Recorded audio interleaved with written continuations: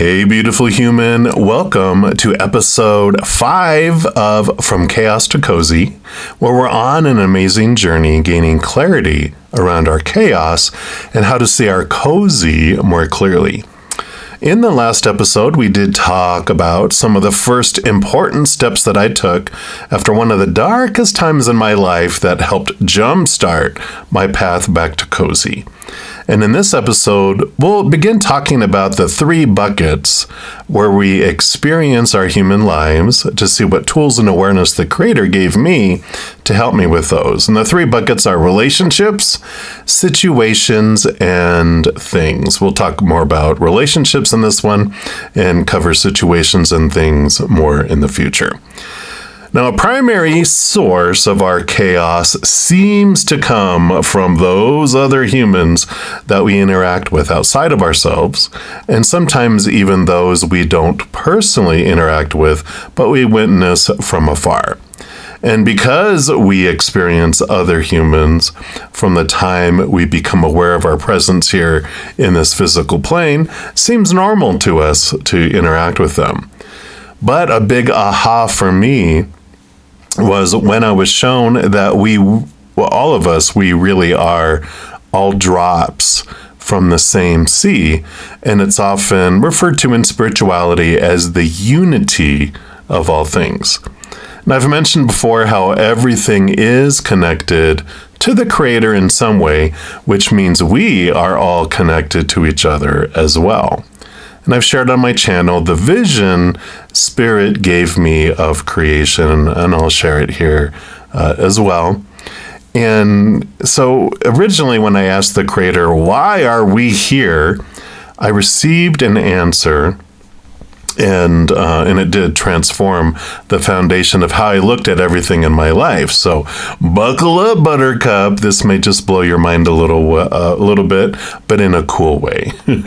So I was sitting in quietness and with an attitude of openness of both my heart and my mind, because I really wanted a real, true answer, not just something that I had, learned before, because I was at a place in my life that I felt lost and unfulfilled with all the outside opinions of what life should be for me. And in that silence, the Creator took me back to creation, the very, very beginning, like the genesis of all things. And I was shown a brilliant white expanse. And within it was a being who was even brighter, even though it was hard to imagine there could be anything brighter than that brilliant white expanse I was seeing. And that was the Creator. They were very curious about themselves, wanting to know themselves more deeply. And so they stretched out what would appear to be like an arm, and I was drawn to their hand next, and then to a finger. And they made this vision appear this way in a human-like form, so my human mind could relate to it.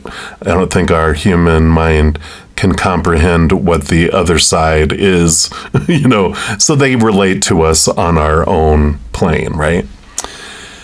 Now, the Creator had a thought that experiencing itself from the outside of itself would be one way that they could understand themselves from a different perspective, literally.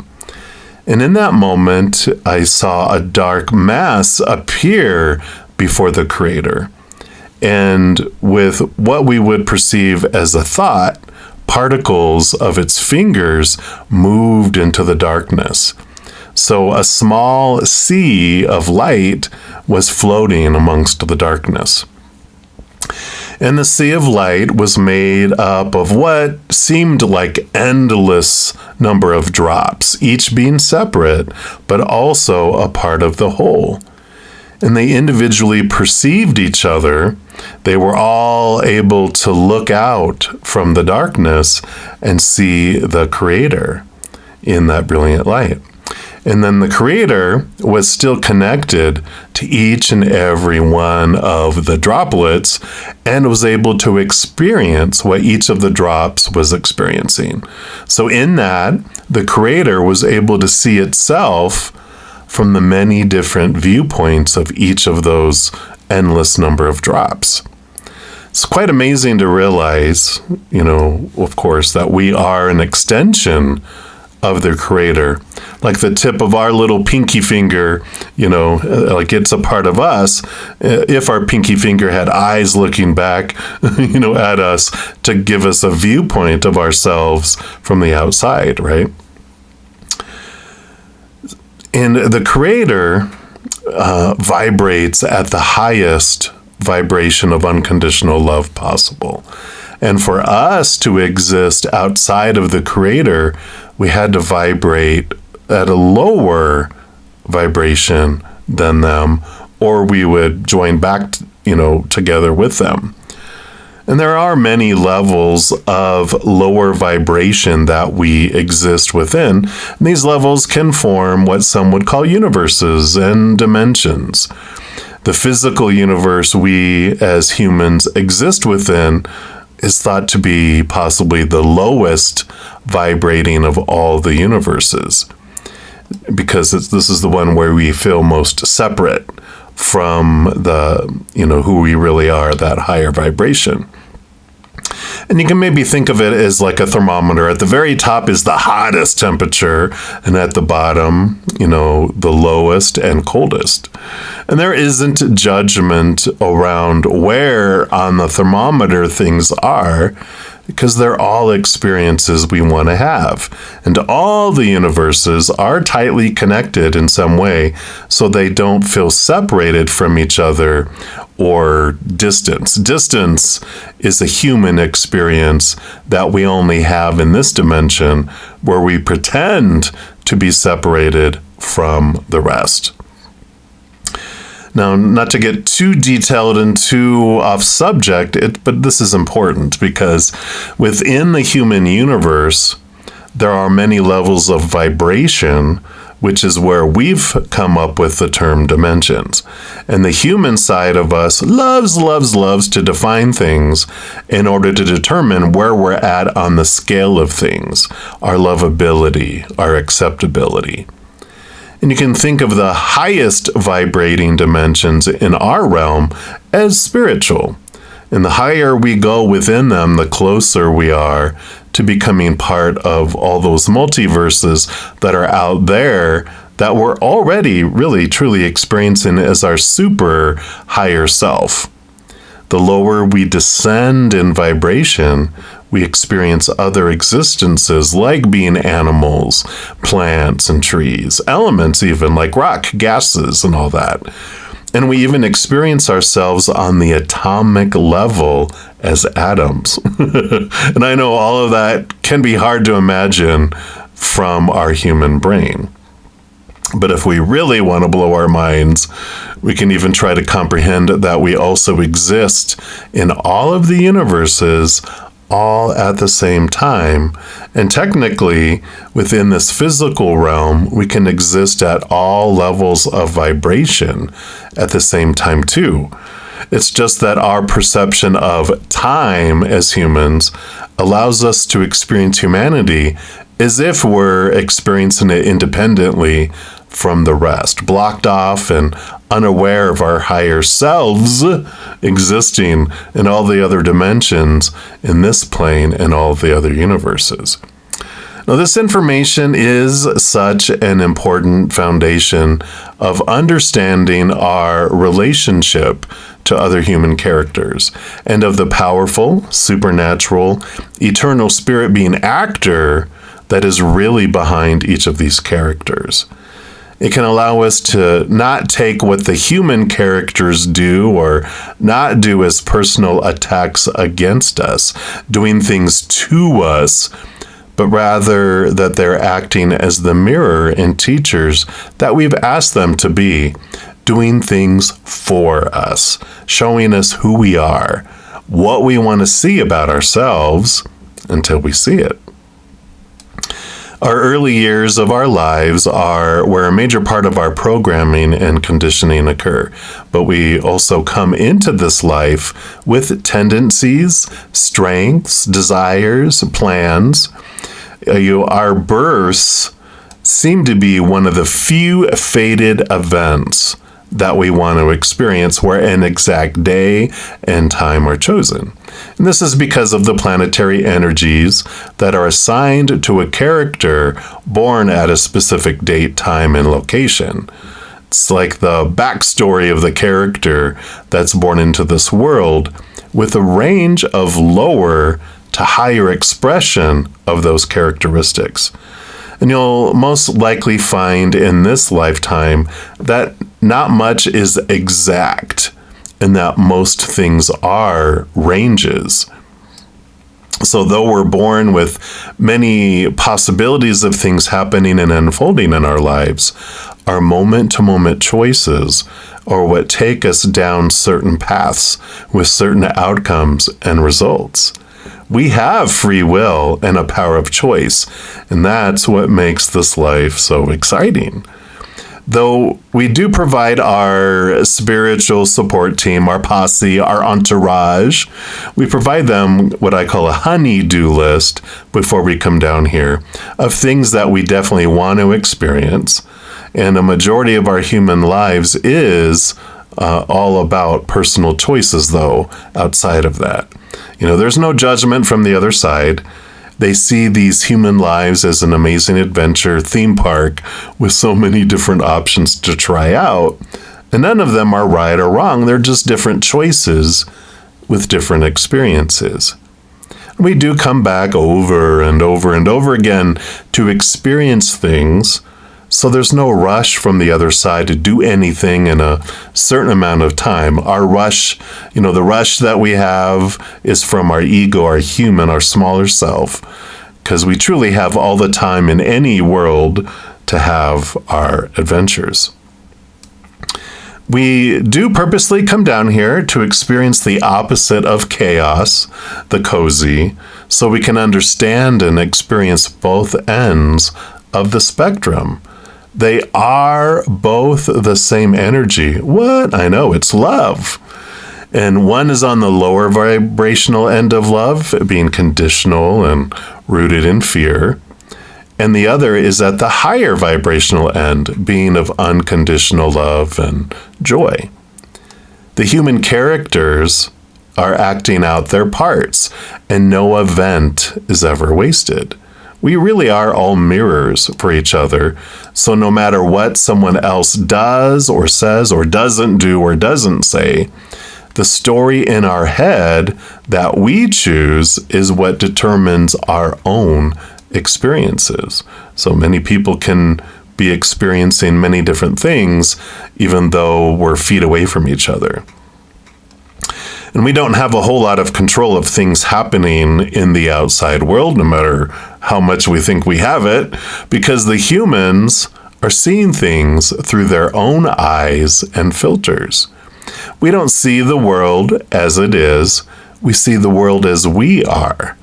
So if we think we're being funny, someone else may be in a serious mood and in their own world and don't see us quite as funny as we think we are being. We could give someone the whole world and they could still choose to be unhappy. The greatest impact we might be able to make on someone's life is a little bit of influence, making it easier or harder for them to choose unconditional love or fear, but ultimately everyone makes their own choices. Now, I know it may not seem like we're making choices in each moment, and that's because we've been so conditioned that things are running on autopilot and kind of a reaction mode. And what I mean by that is that when we're young, like 7 years old and younger, that's when our emotional body's being formed. We're given a lot of opinion, popular opinion from the outside world about the supposed to be, the should be, the need to be, the have to be, the must be. And these impact the 4 sources of energy in our life. So number 1 is we have the thoughts in our head, the stories we've been fed of what something is supposed to mean when it happens or doesn't happen. So each moment we make a choice of that story. The second thing is our emotions. How are we supposed to feel when something happens or doesn't happen? So we make an emotional choice each moment. Number 3 is our intention and spiritual energy. Well, what are we supposed to focus on in our lives, and how is that supposed to change when something happens or doesn't happen? And number 4, our physical actions. What are we supposed to do in the physical world when that thing happens or doesn't happen? And we're fed all these popular opinions of all that stuff. And as children, we just take it all in, not knowing any better. Those opinions become our opinions, and they are reinforced over and over and over until they become our habit of thinking, feeling, intending, and acting out. And then it becomes such a habit that it becomes our reaction. And that's where things happen so fast as far as those stories, emotions, intentions, and actions that they don't feel like a choice. If we were able to grab some sort of, controller and slow down our lives, we could replay times in our past and see where the choices were made. Part of this journey of moving from chaos back to cozy is changing our habits, unconditioning ourselves, and realizing where we've been on autopilot so we can turn it off and take back over control of our human experience. And since we learn these things through habit, then we go about changing our habit in a way that makes the most sense for us. How have you been able to change habits in the past? Look at that. Use that, whatever works for you. For me, since I learned through repetition is what helps me unlearn a habit by forming a new one. I often talk about how the use of cell phone alarms, such a great tool that we have these days. I set a silent vibrating alarm on my phone for every few hours, or if I'm wanting to speed up the process, I can even make it for every hour or even half hour. We can get drawn out into the chaotic world easily because we are in a giant amusement park full of fear rides, so there's plenty of things to grab our attention back out there. So when the alarm goes off, it reminds me, oh, that's right, come back to the moment, come back to what I'm wanting to change my habit on, and then moments later, I may get drawn back out to the outside world, and then the alarm goes off, draws me back. So, the cell phone alarms are something that works really good for me, but whichever way works best for you, I feel it's important for us to be gentle with ourselves in the process of learning a new habit.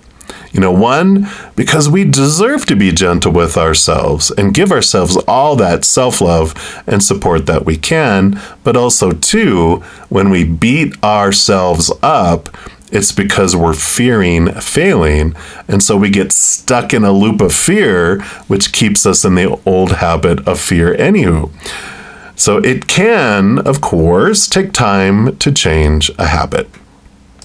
The stages of unconditioning quite frequently unfold as realizing something years after it's happened. And then as we wisen up around things in our lives, we realize we are doing the habitual thing months after, and then days after. And then while we're actually doing it, and still doing it, but eventually changing the groove of our actions and choices while we're in the midst of doing the old habit.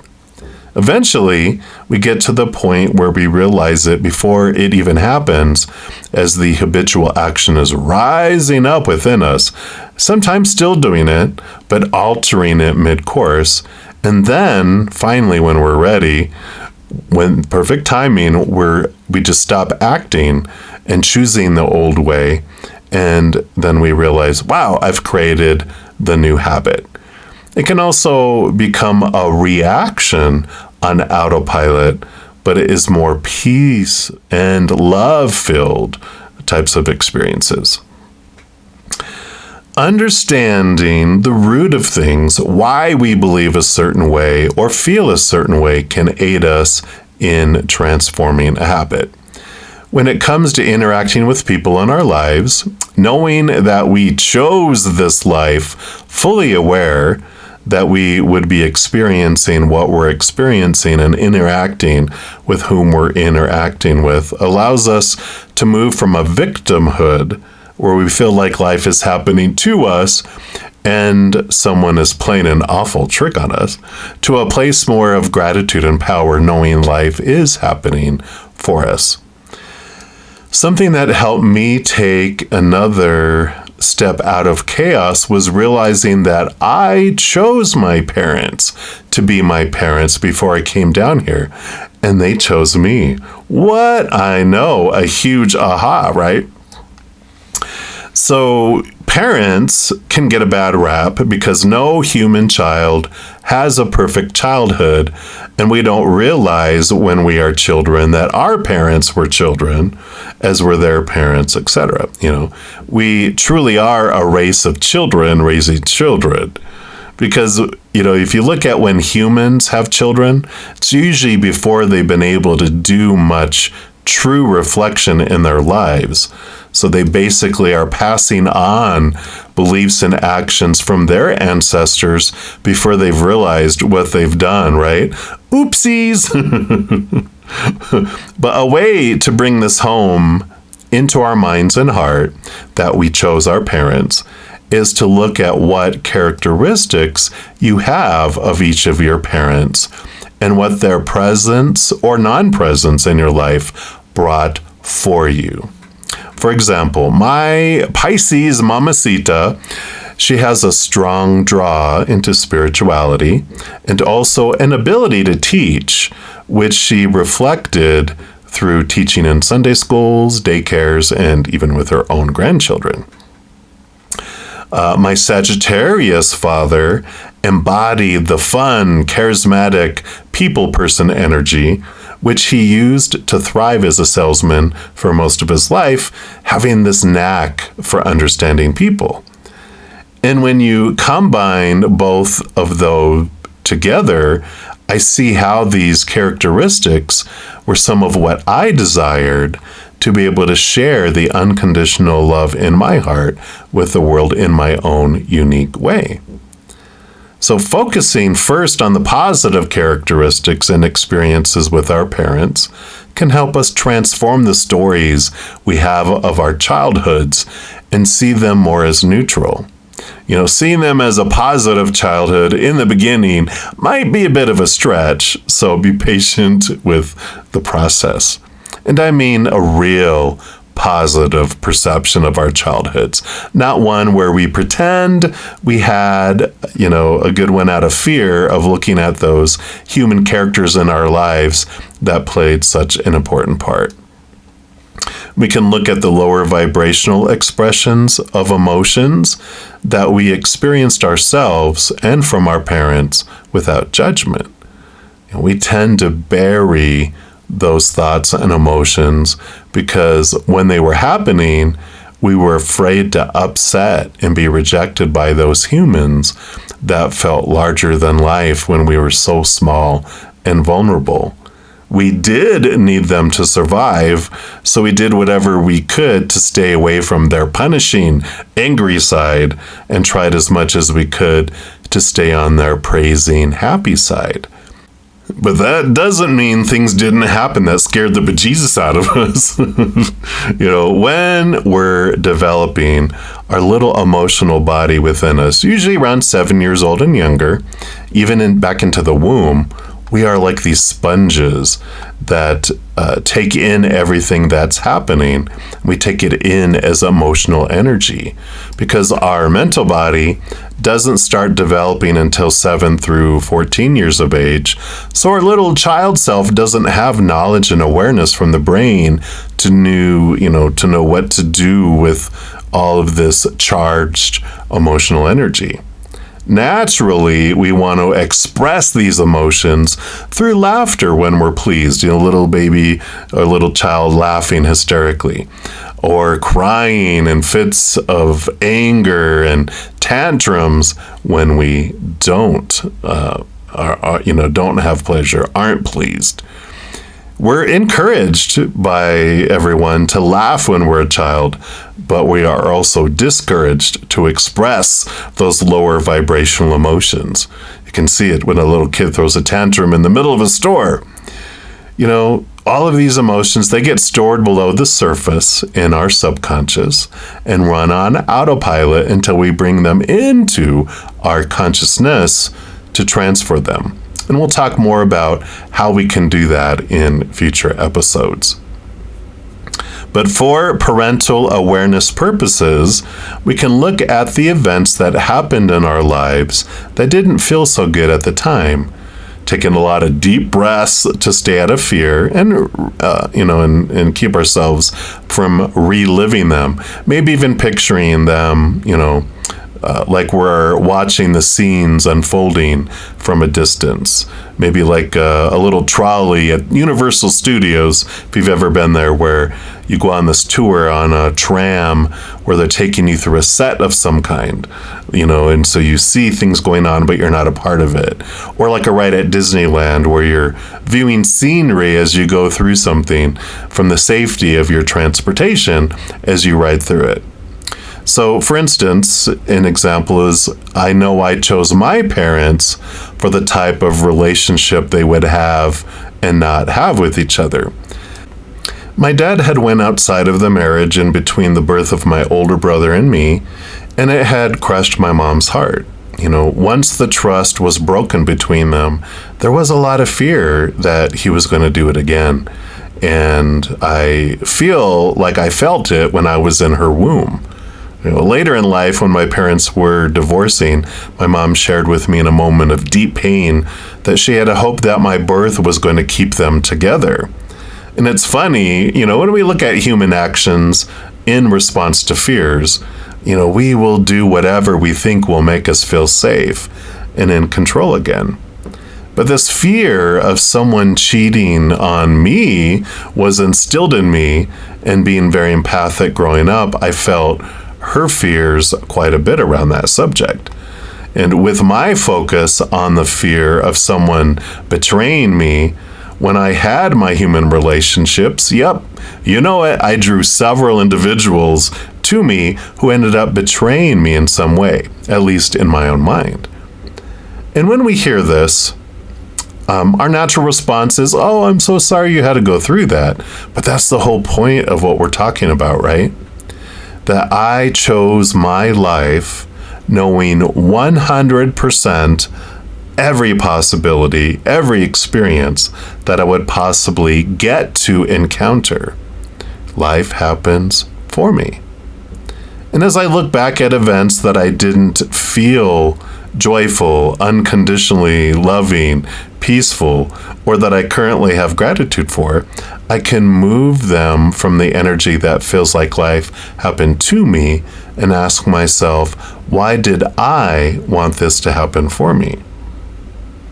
Tis I that ordered this for some reason. And what did I want to learn through this? What is part of my wake-up call from chaos to cozy? Did I want to experience the contrast between it and its opposite? What is its opposite, and how do I feel about it now that I've experienced the contrast? These experiences are truly for me, and the more I look into them and follow a process like this, the less I fear bringing those charged memories and emotions from the subconscious caverns. It is empowering, and I have less and less regrets for the past. In the next episode, we'll talk about what I learned from those situations, but we'll also talk more about the impact of parental experiences on our own adventure and how we create stories through events that we experience in our lives. So until next time, remember, every second of every moment of your lives that we truly are eternally and unconditionally loved by the Mother and the Father of all things, our Creator. And of course, I love you too. So hang in there and take care of you. We'll see you soon.